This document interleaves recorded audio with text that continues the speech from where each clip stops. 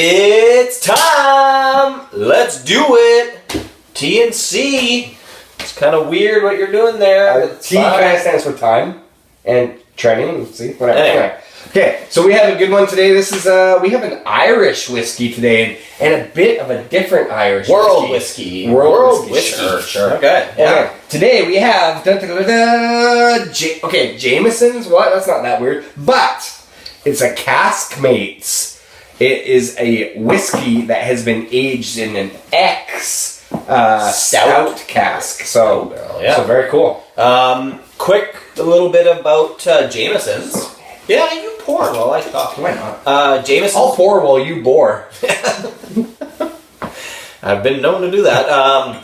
Jameson's introduced in 1780. Yeah, been around a while. Yeah. It was formally established in 1810 by John Jameson and his son, John, of course, John Jr.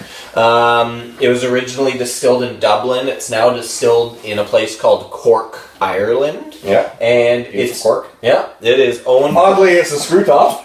Sorry. Go ahead. Bad whiskey humor. Sorry. And officially funny. Officially funny. Hey, Triple Cap, you want to take that back? It's now owned by the Pernod Ricard. Pernod, yes. So it's part of that giant Pernod conglomerate, I guess. They're one of the giant whiskey companies out there. They own mostly everything. Jameson's is the best-selling Irish whiskey in the world. Yeah, it's huge. So, anyway, you're watching Trenny and C. Stick around.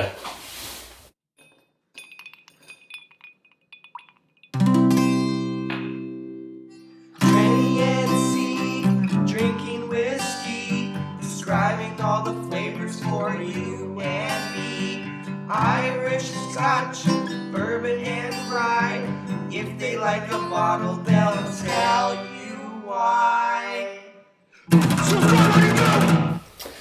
Okay, we are back and we have another segment for you guys today. Oh, again? I know, so sick of these segments. Still doing that, hey? The thing about a show on YouTube is, it can't get canceled. This is true.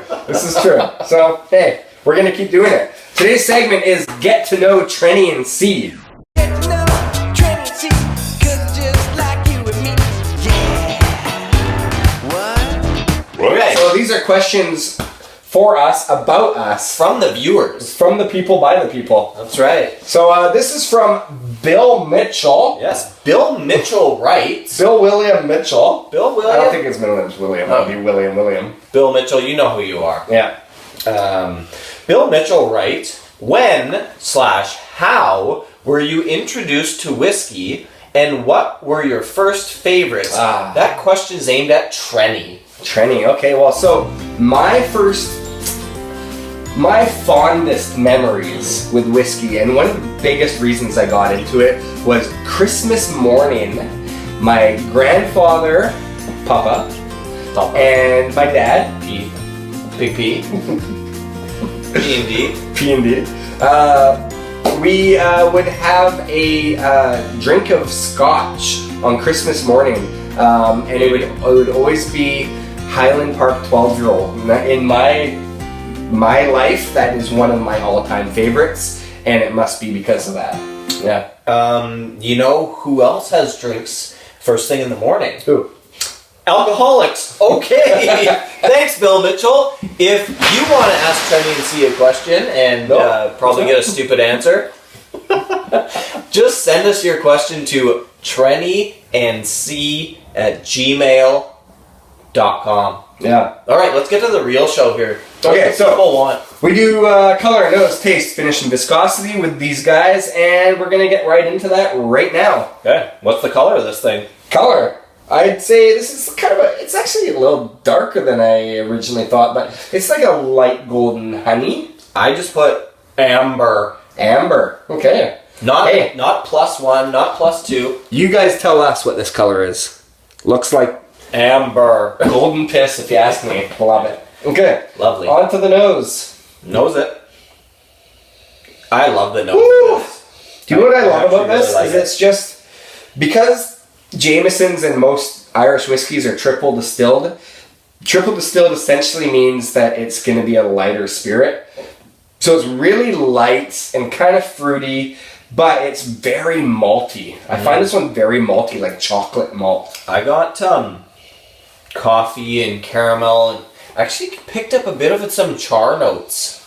Some char notes for sure, in the nose. for sure. And that could be the aging it in the stout cask. Yeah, maybe. Yeah. And along with that, I put toasted. There's a bit of a toasty aroma to it. It's mild, but it's got a mustiness to it. For me, this one also reminds me, as soon as it's like when you freshly grind coffee beans. Oh, it has a bit of a coffee kind of smell to it, a little bit of a dark kind of cocoa smell to it.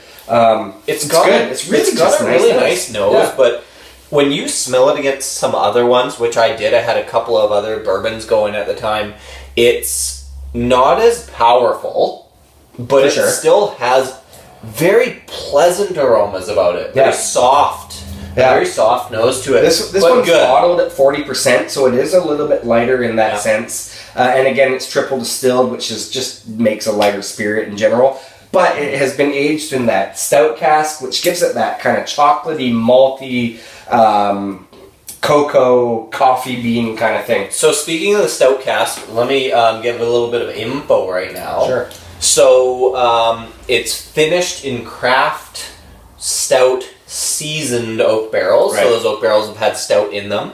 And the stout comes from this place called the Franciscan Well Brewery, which is also in Cork, Ireland, where Jameson... They hooked up with a good distillery, I guess, eh? Apparently. Made them huge. I'm sure they are huge now. Yeah. But yeah, as the story goes, the master distiller of Jameson's was there with the master brewer at some pub or something like that, and the two of them got to talking, and it was like, hey, how about this idea? And then it was like, awesome, now we're both rich. You know? Do you know what? And I gotta say, do you know what? One of those things is, it does make a lot of sense to age it in a beer barrel, because essentially whiskey, the wort that it's made out of is basically like a barley sort of beer, a high strength beer, and then you distill that.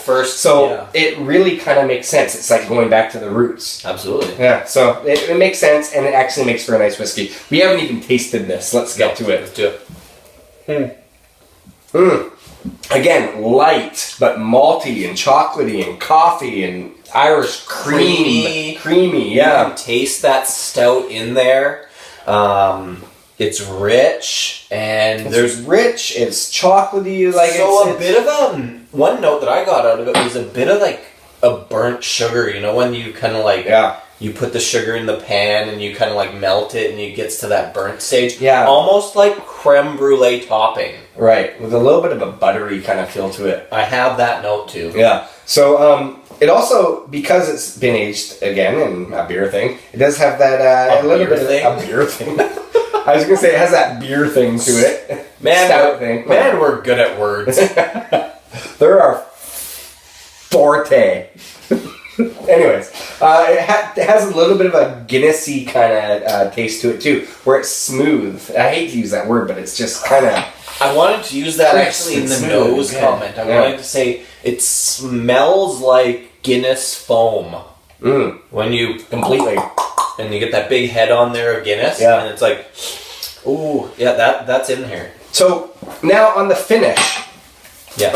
On the finish, I get this real kind of... And if you taste it again, tell me if I'm wrong. Okay. It tastes like Bailey's Irish cream on the You're finish. wrong. I'm wrong. No, okay. Because we did mention it is quite creamy, and it does have a bit of that Guinness stout sort of style to it, but it's also light. It does have this... It could just because it's Irish whiskey, and, you know, Bailey's Irish cream is made from Irish whiskey. But it does have... It's like an accentuated version of that compared to the regular Jameson. Which, by the way, is a good product. No, that's bang on, actually. Yeah.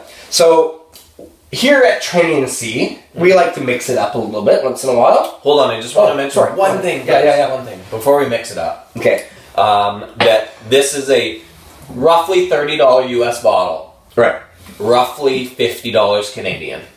Yeah.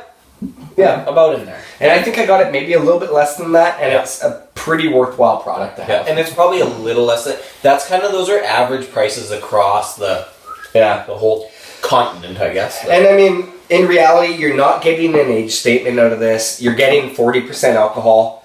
But there is something about this flavor and nose that is worth the money. It's very pleasant. Yeah. This is a bargain buy, I think. I'd say so, yeah. Bargain buy. Okay, so... mixing it up. Do you want to do score first? Sure, let's do score. Okay. I keep stalling you out on mixing it up. I gave this a 26.58, which is a pretty damn good score. 26.58? You gave it a 26.91. Huge. That must be crazy. You're crazy. So, all in all, that's a 26.75, which is fantastic. Are we going to put it on the board now, or let's do this first? You want to mix it up first? Yeah, I want to mix it up.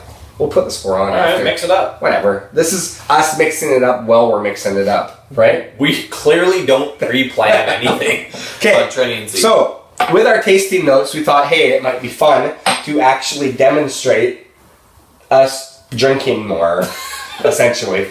But, so we've each poured ourselves Hold on, a little bit of Guinness. Yeah, let's clear the table completely. We got a Guinness here. We have a Guinness, again with the words. We got a Guinness. And we each have some Bailey's Irish Cream mixed with some of the Jameson's Caskmates. So what we're going to do is, this is a drink you can make at home quite easily. And What's it called? It's called an Irish Car Bomb. Blast it out. And let's do it. You just drop it in, slam it back. Well, mine does. Oh, it does sing.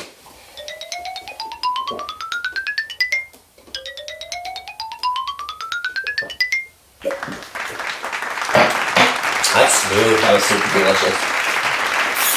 Creamy at the end. Anyway. We're having a good time tonight. Okay. Top it up with a little bit of this. Alright, let's do the score. Put it on the scoreboard. Taste that after. That actually goes so well together. That's a good chaser. Yeah. Okay, so what we're going to do is we're going to put this on the scoreboard. We gave it a 26.75. Here we are. Okay, we're back, and we did that fairly smoothly. So far. Jameson Caskmates, 26.78. 26.75 between. Can you believe it's between the Glendronach Peated and Lefroy Porter Cask? I kind of can't. Can it? I can't. Can it? Jam and cram. There it is. Wow, number 3 in like the last 10 reviews. That's impressive. That is impressive. That's a bargain buy right there. Yeah. And I know we probably don't have to justify ourselves here, but in reality, these are all 26s. That's true. They're just, on the 0.45. There's a big cluster in this region here, but there are some price variances, right? Like True. Benromic cask strength is a higher price Scotch. It's about $120. Yeah, and then when you're at $50, although it's only half a point, it's $70. Yeah. That's a big deal.